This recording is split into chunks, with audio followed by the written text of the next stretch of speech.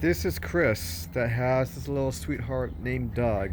And you pull dogs from the shelter to try to rehabilitate them, including numerous scared ones. But Doug here was one of the most hardest cases, And or he's definitely the hardest case I've ever had. and what's his story?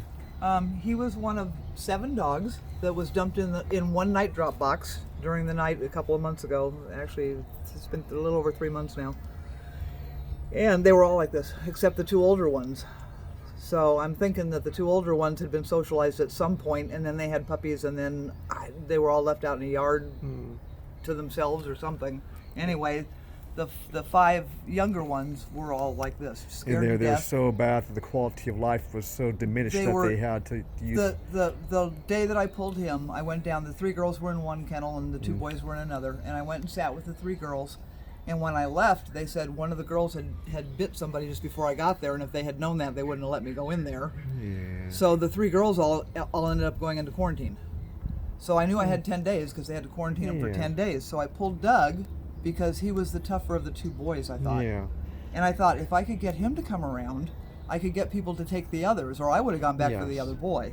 But you've had him for how long? I've had him now for a little over 3 months, about and 3.5 still months. no progress, and he's He's just scared. He's not a mean dog. He's not a bad dog at all. just his quality of life is so diminished because of his fear. It is, and his brother and the 3 girls were all got euthanized because they were like this. Yeah, Nobody and could get the near quality them. of life gets so bad for them Right. that it's more humane to euthanize them. So Yeah. Chris had asked me to see what I can do, so I agreed to try to help Doug here. So I'm going to take him home and see what I can do to help with the skill set that I have in my experience, and sometimes having a whole different.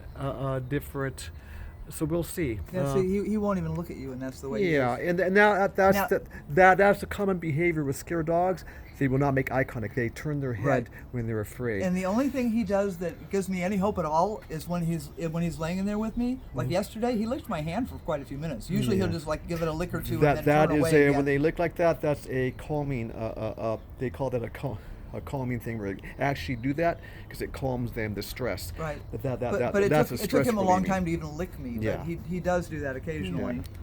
So I am going to introduce myself for the first time to Doug, and come here, Doug. So Doug won't even sniff my hand. So say he is just even terrified of me. So we're going to.